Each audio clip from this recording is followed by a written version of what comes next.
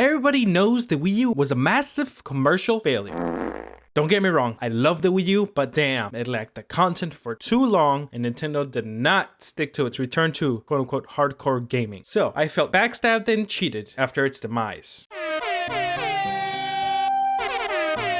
Now that the Switch is revealed and we know next to nothing about it, at least until the Direct in January, we won't know squat. So here's a list of 6 features and tactics the Switch needs to succeed, probably, in no particular order. Strong launch lineup. The Wii U had an abysmal lineup of just over 20 games. Most were ports from older games or multi-platform. No real exclusives that made anyone want to gravitate towards the Wii U. Unless you pound Super Mario Bros. U, which was Zombie U, which I actually loved and ended up buying on launch date. I was not disappointed. I was not as impressed as I was supposed to be, but I still loved that game and I beat it. Sure, it wasn't the best game, but damn, it was fun and scary too.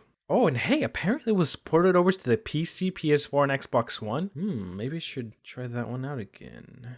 Anywho, before getting off topic here, Nintendo Switch needs a strong launch lineup of exclusive titles that we can only get on the Switch, right? How about a 3D Mario platformer like the one we saw in the reveal trailer? Even a few ports of previous Wii U hits that we have speculated, like Mario Kart 8. I mean, besides knowing the fact that Zelda Breath of the Wild is coming, which is probably the biggest system seller they have, we need more to be convinced to not buy that on the dead Wii U, because it is coming for Wii U, unless the latest rumors coming out that the Wii U version of Breath of the Wild is going to be canceled.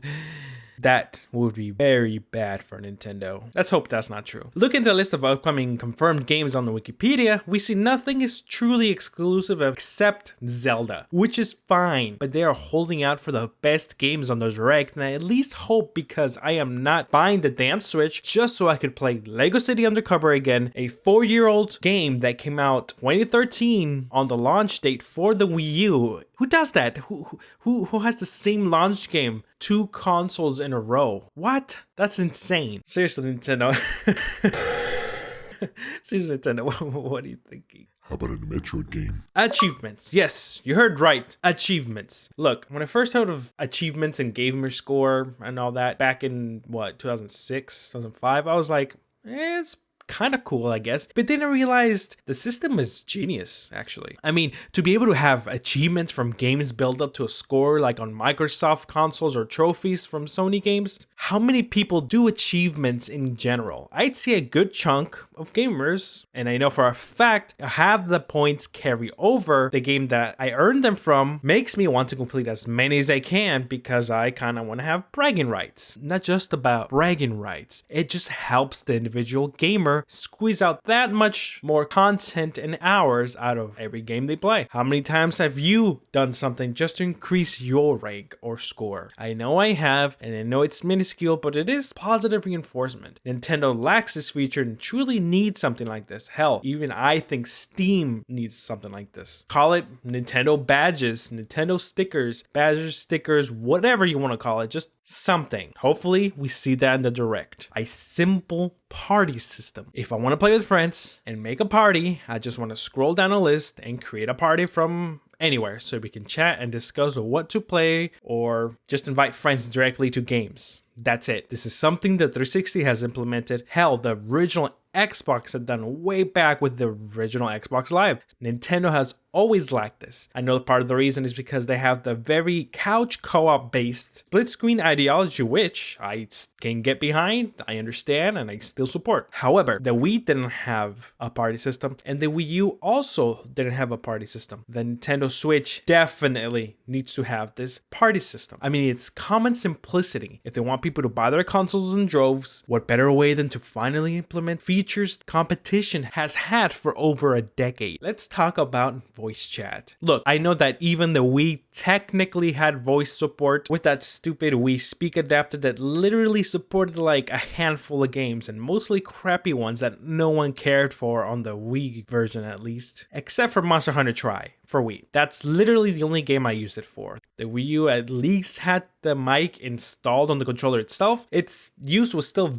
very limited to not even speaking with friends in games, just in lobbies sometimes. Look, Nintendo, you have to get with the times if you want your consoles to sell. I don't want to be forced to load up my PC or make a phone call to get all my friends to conveniently chat in game because your console does not allow it. I understand you don't want little kids to talk to randoms and strangers, but sometimes if you're playing a co-op heavy game, that would help. And one that would definitely help in would be Splatoon. But no, we can't do that. Just have a simple parental controls feature that locks out we little kids from games with voice chat. That's it. You don't have to make us all police us off away from voice chat because of the few kids that never heard a bad word or weren't exposed to it in school or something. Come on. I can hardly think of any games that fully use the mic on here except for like Monster Hunter 3 Ultimate, which kind of used it pretty well, but even then that was limited. And ironically, Monster Hunter 3 Ultimate, the same Monster Hunter game played on the Wii, Monster Hunter Tri, just updated with more features. So for both the Wii and Wii U, the same exact game did the voice support properly for the most part from 2 generations. The number one reason the Wii U failed, besides its crappy marketing confusing name that made general public scratch their head, is the game droughts. Sure, there are plenty of games that came out, but they came out much later and near the end of the Wii U's short lifespan. Splatoon, Mario Kart 8, Donkey Kong Country's Tropical Freeze, Smash Bros. For Wii U, Bayonetta 2, and plenty of others. You can't expect gamers to play crappy third-party game or ports to hold us over. We need a steady stream of exclusive or first-party games to really make you stand out above the rest. Not just in the beginning, but all around. You are stepping in the right direction with Zelda Breath of the Wild, really in the right direction. Now we really need that new 3D Metroid, F-Zero, hell, whatever that Pokemon game is that you guys have planned on the Switch. Nintendo needs to fulfill the empty promise they broke from the Wii U about returning back to the hardcore market and redeem themselves. Don't only appeal to the dirty casuals and mobile gamers, but to all the filthy hardcores like myself. So how about Metro Prime HD or Skyward Sword HD or a new Metroid game or an F-Zero game, something, Mario Galaxy 3 even? Last but not least, performance. We all have heard graphics aren't everything, which is absolutely true. They are not everything. You can have excellent fun with games that were made decades ago. The Wii U failed because it really had no third-party software, and because it was underpowered, the Wii U could not handle the computing power, PC, Xbox One, and PS4. It just could not handle all the sort of processes and CPU-heavy requirements that are needed for many games. Now that the Switch seems to try to combine the mobile and gaming markets, it could possibly get away with being underpowered again, which is gonna be for sure, but how underpowered? Like very underpowered or somewhat? If it's just in the right threshold that it can survive in an interesting position between both. So, in summary, strong launch lineup to help jumpstart the Nintendo Switch and have a decent amount of exclusive to really gravitate the consumers. An achievement system could incentivize gamers to squeeze out that many more hours out of games and encourage them to play games to completion. Have a simple but efficient party system where you can invite friends to a party to group up or just send friend invites to join your game. Something so simple as that. Implement voice communication so you can actually talk to your friends and even randoms in games, okay? Because it always seems like Nintendo games never really utilize their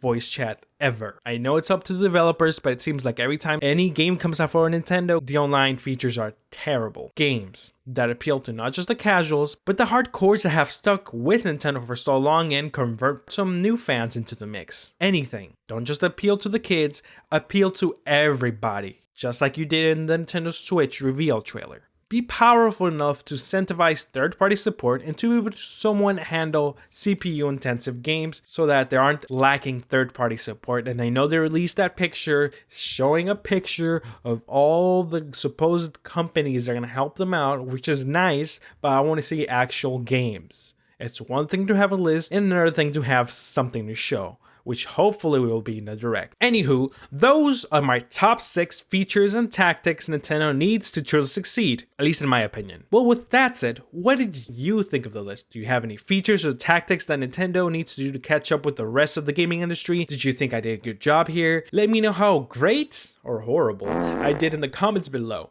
If you liked what you saw, why don't you hit that like button? And if you loved what you saw, smash that subscribe button. Thank you for watching. This is Randomjeanc, signing off.